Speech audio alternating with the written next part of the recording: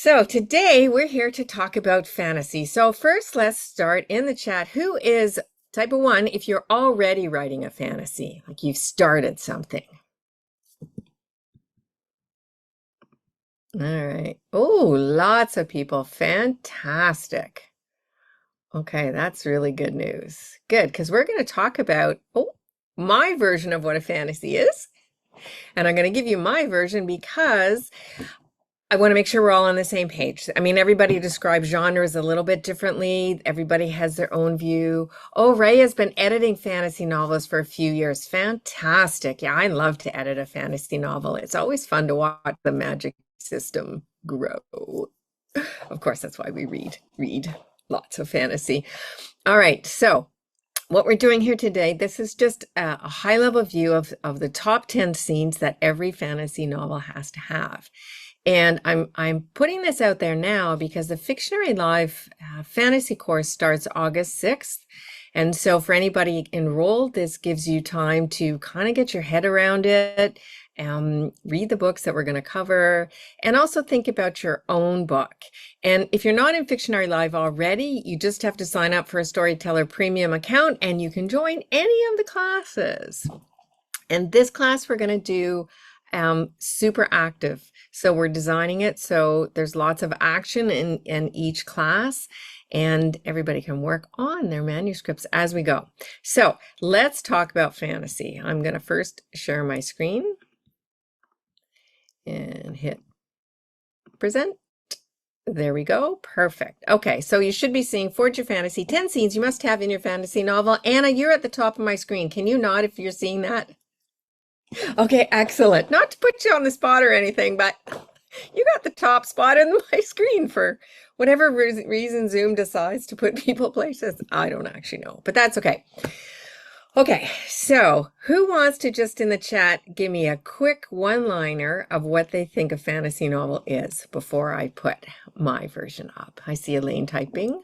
Pressure's on, Elaine. I'm watching.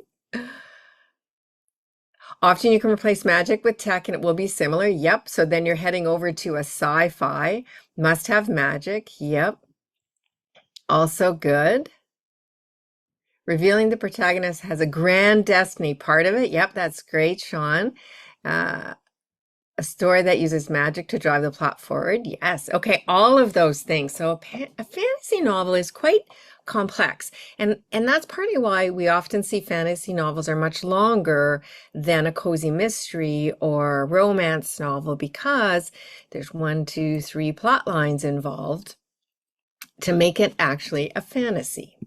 So when I talk about fantasy, first I'm talking about there's an external plot similar to what we have in a romance. We have an external plot, there's something going on, and this external plot is usually about an adventure. And I've kept that word very generic because it can be any adventure. There just needs to be an adventure that the main character, the protagonist, is going on.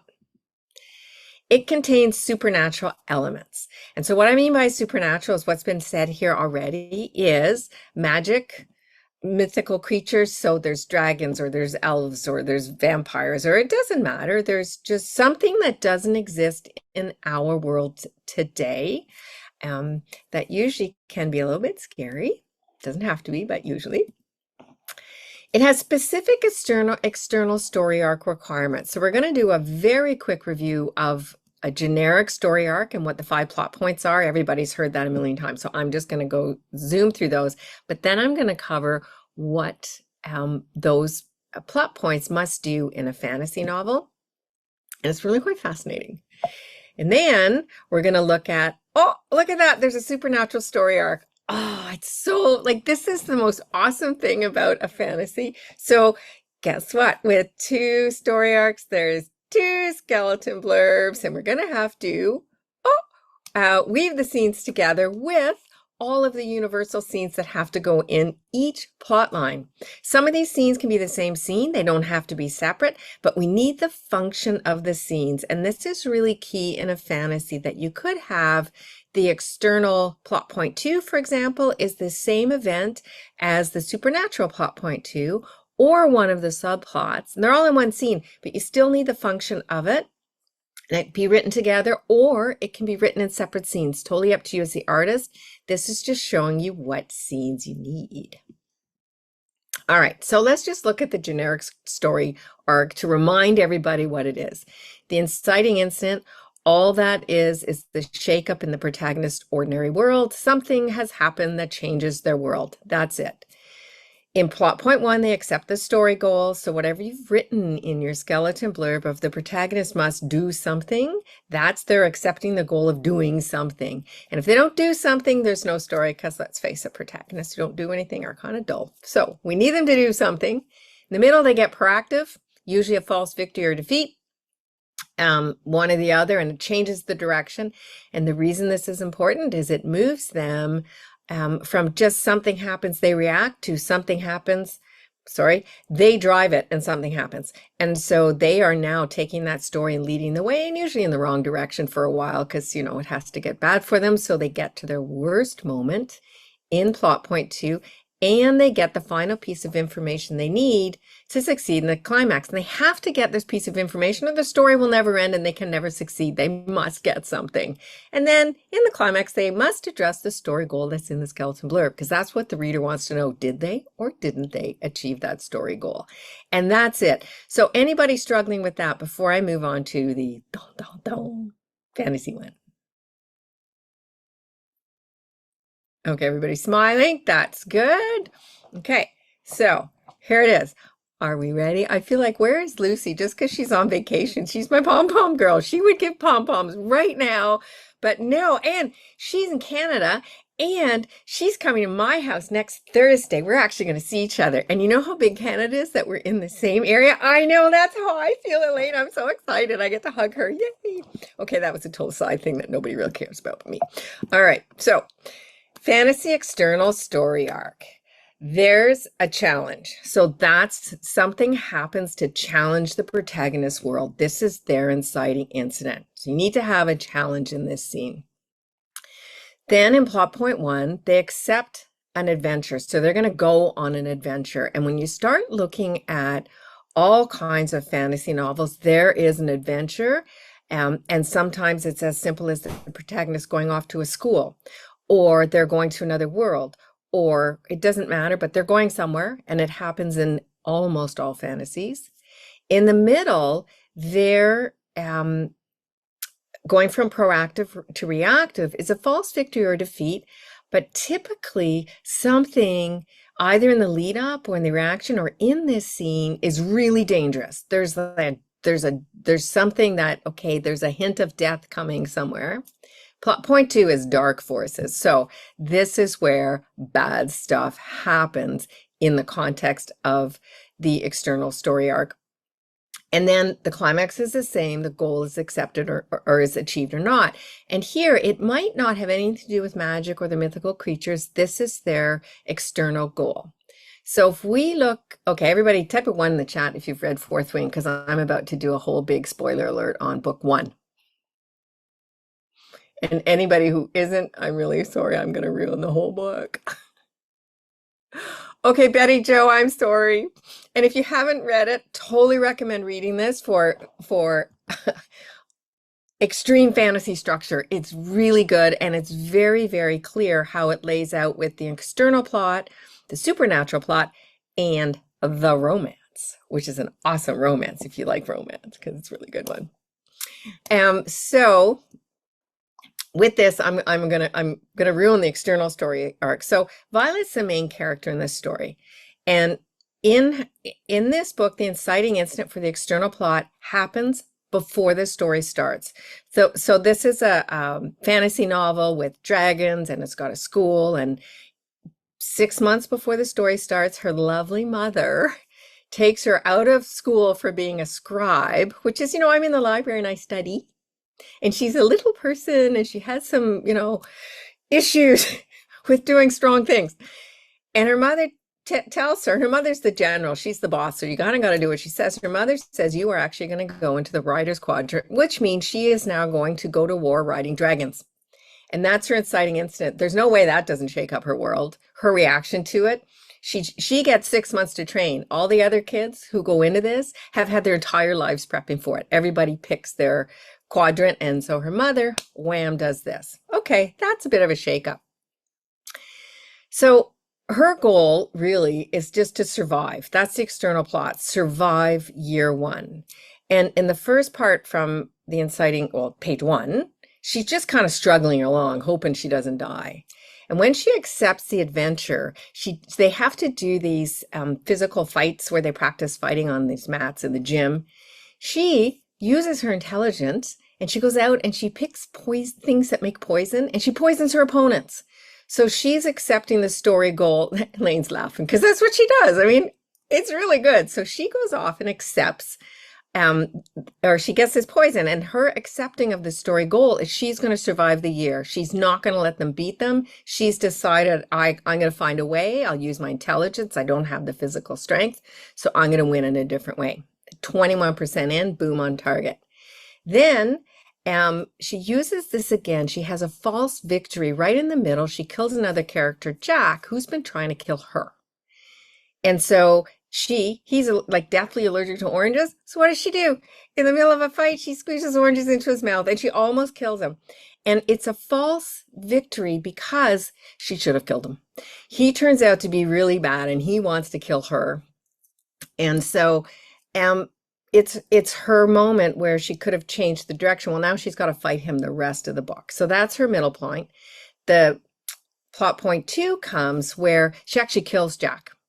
And here, this is the lowest point in the story for her. It's the first time she's killed another person. She doesn't want to be a killer, and now she's done it. She has to live with that, even though it's Jack. And by the time you get there in the story, you think, yep, that's about right. Good for the story. Off you go. Right, Elaine? She's nodding. Jack had to go. But what she learns here is lightning is her signet. She can use lightning, but she can't control it, but she knows she can use it. So that's her big piece of knowledge she needs in the climax. So great, off she goes. And in the climax, well, she wins the battle because there's a book 2 and she's going on to book 2. So of course she wins the battle. So that is the external story arc for a fantasy. It's the challenge, the adventure accepted, false feat to victory, dark forces make that scene dark, dark, dark. And even if you're not writing the darkest of fantasies, make it darker than any other scene, and then address the story goal. So those are 5 scenes you need in your external plot. So any questions on that before I move forward? We're all good. Okay. Then we're going to move on to, guess what? The supernatural story arc. And this is where it gets really fun. Okay. So by supernatural, I mean magic or mythical creatures. I'm lumping it all into one. Some books just have magic. Some books have supernatural creatures or mythical creatures, sorry. And some have both. So that's fine. And Fourth Wing has both. So we'll have a look at Fourth Wing when we look at how the scenes work. So in the inciting incident, the protagonist gets an inkling that the supernatural exists. And if they already know it exists, so if it's part of their ordinary world, they get an inkling that they can use it in some way. So you can use it in 2 ways, depending on what your story is. Sometimes the protagonist has no clue there's magic. Other times, Tracy Dion writes some, the name will come to me, but her book, there's the protagonist, Bree, has no idea that there's any magic, and in the inciting incident, she sees it and smells it, and so that's her inkling. Where in the Fourth Wing, Violet knows there's magic. She's born into a world of magic. She knows there's dragons. She knows that every dragon rider gets some skill set that comes with the dragon they bond with. So she knows it's there. She just doesn't know much about it or how to use it. So in the inciting incident, she's gotten into the school, and there's a scene where all the cadets are lined up and they meet the dragons for the first time, and the dragons all come in and they're huge and really scary. And the poor cadets who run, well, the dragons breathe on them. And then they turn to ash, and that's the end of those cadets. So really, you don't want to be running. But she holds her own. And the dragon, and it's, of course, the love interest dragon, who's like right on top of her and breathes on her. She feels the heat on her skin, and she holds it together, and she figures out, if I don't move, I'm going to survive this. And it's her first inkling that her behavior can control the dragons in some way. And so that's her inciting incident in the supernatural part of the story, because there's magic all around her and creatures all around her. This is her moment. The plot point 1 is just when the protagonist believes or uses the supernatural in a real way. And so here for Violet, so a cadet has to bond with a dragon in this story. And if they don't bond, they're just killed off by the other cadets. It's really quite a cruel school that you really don't want to go to at all, because the chances are you're really not, maybe you will, but I don't think I would survive. So here, there's a threshing ceremony. So at this point, Violet has met her dragons, and she ends up bonding with 2. In the threshing ceremony, she bonds with her dragon, and she has to say their name out loud. And when she says that, she's bonded. And now if she tries to leave her dragon, she dies. So she has accepted the supernatural goal of working with this dragon to win at the climax. It's just done. She can't go back, or it's death. There's no, she could, but then she's dead. That's the end of the story. So it wouldn't really work. Then we have in the middle plot point, it's the same thing where you go reactive to proactive. And here, Violet is attacked in the middle of the night. And her little dragon, Andarna, who you'll just love if you haven't read the book, shouldn't stay little forever, but she's little at this point. I know, she's just so awesome. Okay, Elaine and I both kind of fangirl over this book. So here, she's attacked in the middle of the night. And her one dragon, Taryn, he's the strongest dragon of all the dragons, he wakes her up from a dream to get her woken. But she can't defend herself from that many people attacking her, because she's bonded with the most powerful dragon and 2 dragons. She's now a target for the other cadets, want her out of there. So she channels Andarna's superpower, which is to stop time. And she stops time, and everybody in the room freezes. So she has used this. She doesn't know how yet, but she's used it. So everybody freezes. And there's enough time for her to survive this event. And of course, it's also a great part in the romance book, because, this is a trope of enemies to lovers story. And so at this point, not quite the lover, but he's there, and whoomp, does he do a good job in getting rid of all the bad guys. Or girls, as it turns out to be. So that's her moment to proactively use it. Still doesn't really know how. And then in plot point 2, she'll use it. She'll use magic, but there's a limitation to it. And so in this plot point, they're at a school, I'm going to call it a test war. I can't remember what they call it in the book, but they are practicing at battle. And of course, Jack's there, and Jack wants to kill her. And Jack tries to kill her friend. So Violet's not very happy about this. So she controls time, so her dragon can go and save her friend who was fallen off a dragon. She saves him, but now she's so angry, she takes a lash out at Jack, who's standing on a mountain. And this is the moment she discovers she can use lightning. And so she uses it, and she kills Jack, and she takes down the mountain, and off goes Jack. So here, the knowledge she gets, she knows she can use lightning. She doesn't actually know how yet. This is the big problem to the climax of, well, she's got to control it. She can't just randomly shoot off lightning, which she does in very interesting ways throughout the story, which is also fun to read. And then in the battle, so here's the climax scene. It comes together. She survives the first year at the school, which is the external. And in the supernatural, she wins the battle using magic. So she uses her lightning, and she has to do that, or this isn't the right climax scene. You can have, in this book, you could have had 3 climax scenes, one for the romance, one for the external, one for the supernatural. They come together, not the romance, but the external and supernatural one. And so she has to use magic in this, or it's not a satisfying climax for a fantasy novel, which is why. So that gives you the 10 scenes. And then, of course, you have to weave them together. But first, any questions on this before I move forward? Everybody's smiling. Okay, good. So now we look at this together. And in the Fictionary Live class, we're going to go through this in detail of how you weave scenes in a fantasy novel, because you need all of these 10 scenes, And what you'll notice is you have more flexibility with the story arc because the reader is experiencing more than one inciting incident and more than one plot point one. And so you have a bit more leeway to push these scenes to the edges of the boundaries or past the boundaries. And we'll show you with Fourth Wing, they're out there, but the other ones are right in. So it's a really fascinating process when you go through these. And we're going to look at The Unbroken by C.L. Clarke, Game of Thrones, of course, because it's Game of Thrones and super complicated, and we'll go in more detail with Fourth Wing in the class.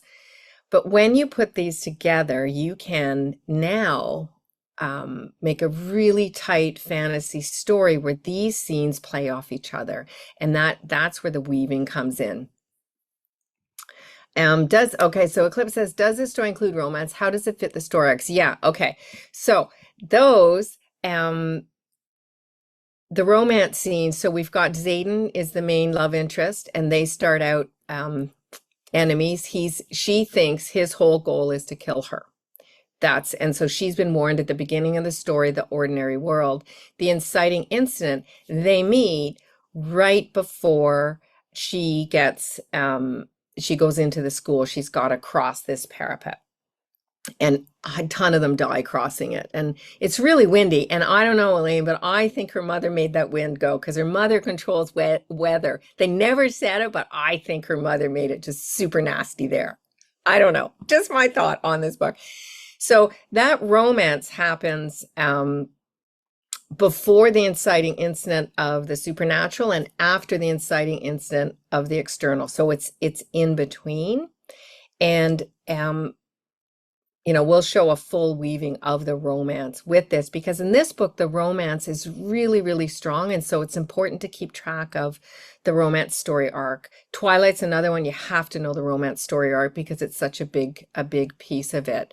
And then we're doing The Unbroken because it's a military fantasy with very little romance. It has a romance, but it's not really a main piece of the story.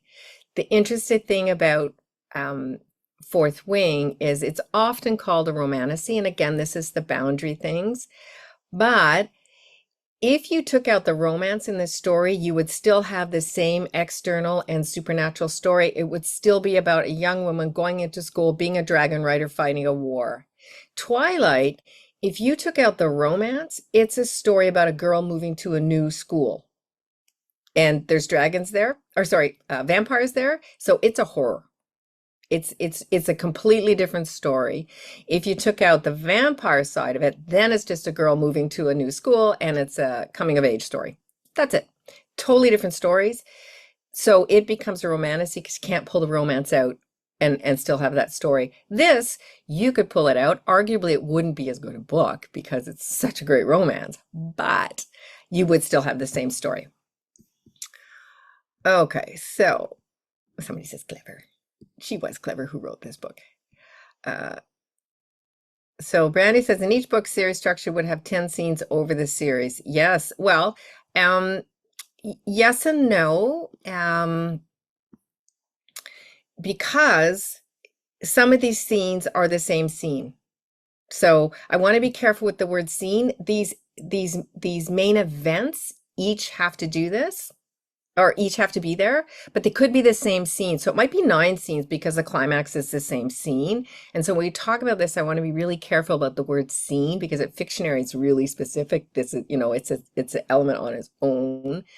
However, these are functions or main events that happen that could be together. Oh, thank you. Eclipse, can't imagine writing without Fictionary. Me either. Sean, does science fiction have similar key scene requirements? I knew that question was coming. Yeah, just different.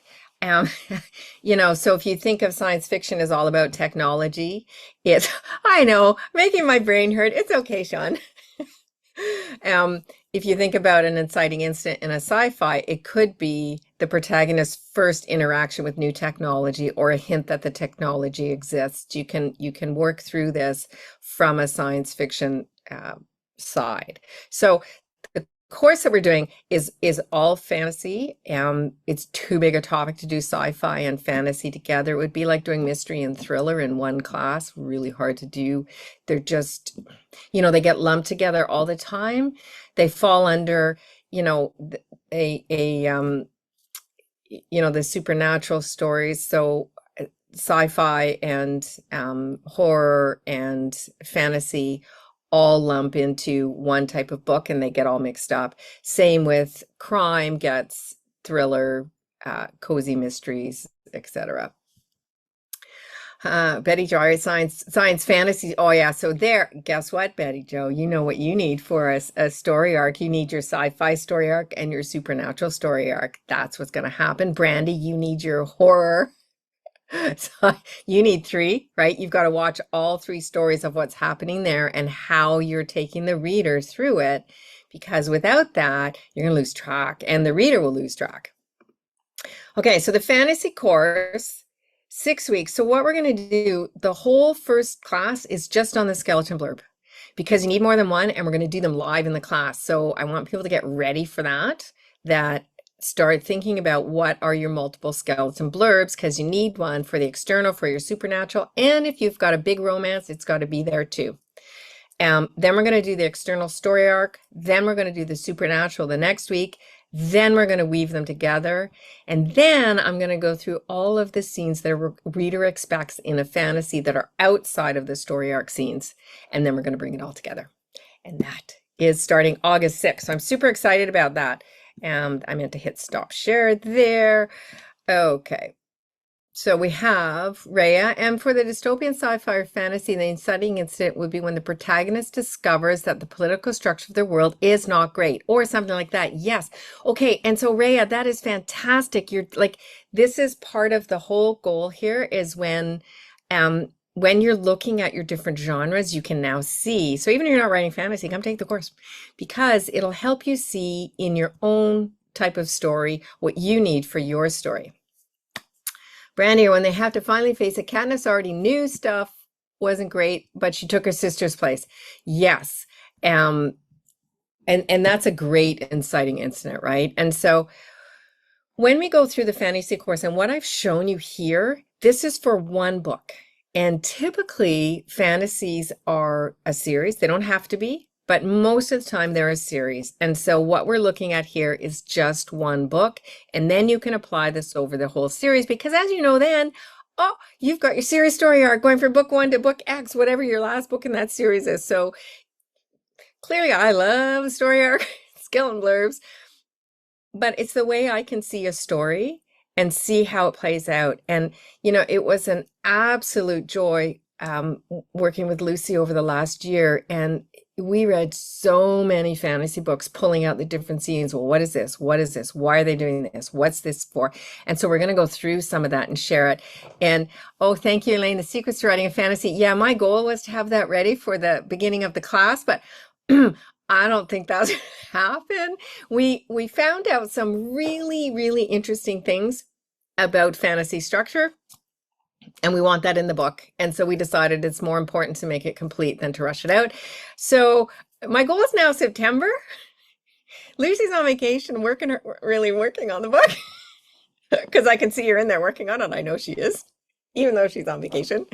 So we want it to be really thorough so that somebody can sit down at the beginning and start. And then by the end of that, they've got the full foundation to be done. I need to finish StoryCoach certification first. Yes, but you can take the fantasy course after. Of course, we're going to run it. One of our lovely Fictionary certified StoryCoach editors will teach it. Lisa's here, Brandy's here. So who knows who wants to be instructing?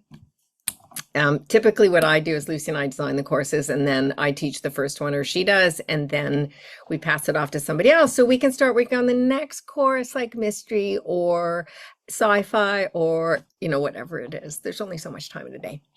Okay, that's the half hour.